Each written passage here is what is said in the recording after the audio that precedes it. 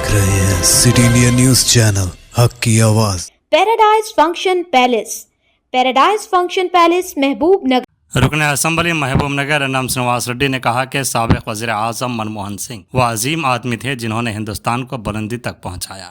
Doctor Manmohan Singh की मौत पर शोक मनाते हुए महबूब नगर जिला कांग्रेस पार्टी के दफ्तर में मुनाकिदा प्रोग्राम में रुकन असम्बली महबूब नगर एनएम श्रीनिवास रेड्डी ने शिरकत करते हुए मनमोहन सिंह की तस्वीर पर फूलमाला चढ़ाकर खिराज अकीदत पेश किया और खामोशी इख्तियार की। बाद उन्होंने मीडिया से बात करते हुए कहा कि हिंदुस्तान ने मनमोहन सिंह के रूप में एक अजीम बासलाहियत शख्सियत से महरूम हो गया है और उनकी मौत मुल्क के लिए बहुत बड़ा नुकसान है। उन्होंने कहा कि जब पीवी नरसिम्हा राव वज़ीर आज़म थे तो उनके काबीना में वज़ीर फ़ाइनेंस की हैसियत से बहुत सी इस्लाहात की और मुल्क को आला सतह पर ले गए। अगले 100 सालों में भी मुल्क के लिए उनकी खदमात को आने वाली नस्लें याद रखेंगी। रुकन असम्बली ने याद दिलाया कि तेलंगाना तहरीक के दौरान उनके साथ उनके अच्छे ताल्लुकात थे। उन्होंने कहा कि अगरचे बहुत से लोगों ने तेलंगाना रियासत की तश्कील के दौरान बहुत सी रुकावटें खड़ी की, लेकिन उन्होंने सबको कायल किया क्योंकि हमने तेलंगाना रियासत देने का वादा किया था।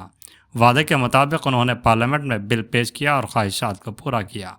रियासत तेलंगाना की आवाम उनकी मखरूज़ है। रुकन असम्बली ने कहा कि वो वज़ीर आज़म थे तो उन्होंने निचले तबक़े के फलाह व बहबूद के लिए काम किया और अपने दौर में उन्होंने हक़ तालीम और RTI जैसे क़वानीन के साथ 1 साल में 100 दिन का काम देकर गरीबों की मदद की। इस मौके पर अक़लियती मालियाती कॉरपोरेशन चेयरमैन उबैदुल्लाह कोतवाल, सदर नशीन बल्दिया Anand Goud, MUDA chairman Lakshman Yadav, market committee chairman Bikkari Anitha Madhusudan Reddy, TPCC general secretary Vinod Kumar, DCC general secretary Siraj Quadri, कायदीन MP वेंकटेश, सत्तूर चंद्र कुमार के अलावा दीगर मौजूद थे।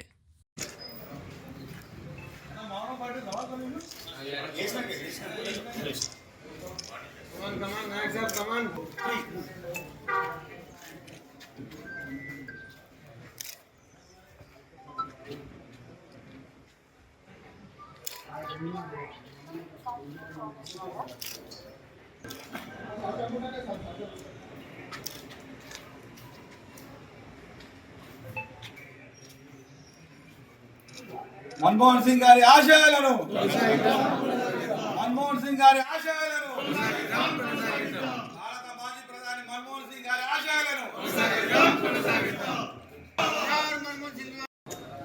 ఆర్థిక సంస్కరణల ప్రదాత భారతదేశాన్ని అప్పుల ఊబి నుంచి బయటికి తీసుకొచ్చి సూపర్ పవర్గా తీర్చిదిద్దడంలో పునాదిరాలు వేసిన గొప్ప మేధావి. ఈరోజు కోట్ల మంది ఉద్యోగాల కల్పన కోసం కృషి చేసిన ఆర్థిక శాస్త్రవేత్త డాక్టర్ మన్మోహన్ సింగ్ గారు నిన్న చనిపోయారని విని మేమందరం కూడా దిగ్భ్రాంతికి లోనైనాం. 92 ఏళ్ల వయసులో ఈ దేశాన్ని నిలబెట్టి ప్రపంచంలో ఒక స్థానాన్ని సంపాదించి వెళ్ళిన మహనీయుడు పివి నరసింహారావు గారు ప్రధానమంత్రిగా ఉన్నప్పుడు దేశం పూర్తిగా ఆర్థిక సంక్షోభంలో ఉండి ఈ దేశ మనుగడనే ప్రశ్నార్థకంగా మారినప్పుడు వీరు ఆర్థిక మంత్రిగా పదవి చేపట్టిన వెంబడే అనేక సంస్కరణలు తీసుకొచ్చి మన దేశాన్ని అప్పుల ఊబి నుంచి ఆర్థిక సంక్షోభం నుంచి బయటికి తీసుకొచ్చిన మహానేత. అంతేకాదు 2004 ఎన్నికల్లో కాంగ్రెస్ పార్టీ విజయం సాధించిన తర్వాత ఈ దేశానికి ప్రధానమంత్రిగా బాధ్యతలు స్వీకరించి 10 సంవత్సరాలు అద్భుతమైన పరిపాలనతో భారతదేశాన్ని ఒక సూపర్ పవర్గా ఆవిష్కరణ చేసింది.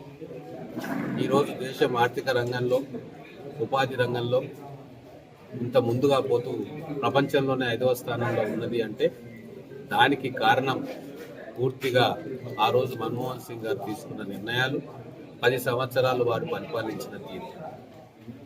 అనేక నష్టాల్లో ఉన్న అనేక ప్రభుత్వ రంగ సంస్థలను అధ్యయనం చేయించి దానిలో ఉన్న శక్తి సామర్థ్యాలను బయటికి తీసి కొన్నిటిని ప్రైవేట్ పరం చేసి కొన్నిటిని ఫైనాన్షియల్ విషయంలో, ఆర్థిక విషయంలో వాటిని మళ్ళీ పునఃప్రతిష్ఠ చేసిన గౌరవం వారికి. రాబోయే 100 సంవత్సరాలకు కూడా భారతదేశానికి మన్మోహన్ సింగ్ గారు చేసిన సేవలను గుర్తుంచుకుంటారు. విజ్ఞులు, చదువుకున్న వాళ్ళు, మేధావులు మన్మోహన్ సింగ్ గారి కంట్రిబ్యూషన్ ఎంత గొప్పగా ఉంటుంది అనేది అర్థం చేసుకుంటారు. ఈరోజు దాదాపుగా 10 సంవత్సరాలు మోడీ గారి పరిపాలన, అంతకంటే ముందు మన్మోహన్ సింగ్ గారి పరిపాలనను బేరీజ్ వేసుకుంటాం. ఖచ్చితంగా కాంగ్రెస్ పార్టీకి తీరని నష్టం. ఒక దార్శనికత గల నాయకుడు అడ్వైజరీ రోల్లో అనేక సలహాలు, సూచనలు కాంగ్రెస్ పార్టీకి ఇచ్చి ఈరోజు ఏదైతే విధానాలు economic reforms with social angle అంటే అట్టడుగున ఉన్న వర్గాల కోసం మన సరళీకరణ విధానాలు వారికి లాభం చేకూర్చాలని నమ్మి ఆ దిశలోనే గత వారు పరిపాలన సాగించిన 10 సంవత్సరాల్లో అనేక విప్లవాత్మకమైన చట్టాలు పార్లమెంట్ ద్వారా పాస్ చేయించిన ఘనత మన్మోహన్ సింగ్ గారు. Right to education, right to information, అలాగే చాలా విషయాల్లో గత 60-70 సంవత్సరాలు భిన్నంగా పార్లమెంట్లో కొత్త చట్టాలకు రూపకల్పన చేసింది. ఈరోజు కొన్ని కోట్ల మంది ఎంత కరువు పరిస్థితులున్నా, ఏ ఇబ్బందులున్నా సంవత్సరానికి 100 రోజుల పని చేయడానికి పేద వర్గాలకు ప్రభుత్వాలు చేయూతనిస్తున్నాయి అంటే ఆ మన్రేగా స్కీమ్ను వారి ఆధ్వర్యంలో ప్రవేశపెట్టి ఇంకా అనేక కార్యక్రమాలు వర్తిస్తాయి. అవన్నీ చెప్పుకుంటూ పోతే పెద్ద లిస్ట్ అవుతుంది. మొత్తానికి దేశానికి ఒక కొత్త దారి చూపింది. దేశాన్ని అప్పుల ఊపి నుంచి నిలబెట్టి ఈరోజు ప్రపంచ దేశాల్లోనే టాప్ 5లో భారతదేశం ఉండేటట్టుగా చేసింది. వీటన్నిటికీ కూడా పునాదులు వేసి ఒక మార్గం సూచించిన మహా వ్యక్తి డాక్టర్ మన్మోహన్ సింగ్ గారు. వారు మన మధ్య లేకపోవడం అనేది తీరని లోటు, భారతదేశానికి తీరని లోటు, కాంగ్రెస్ పార్టీకి కూడా తీరని లోటు. 4 ఎన్నికల తర్వాత ఢిల్లీలో తెలంగాణ కోసం లాబింగ్ చేస్తున్న సందర్భంలో వారిని కొన్నిసార్లు కలవడం జరిగింది.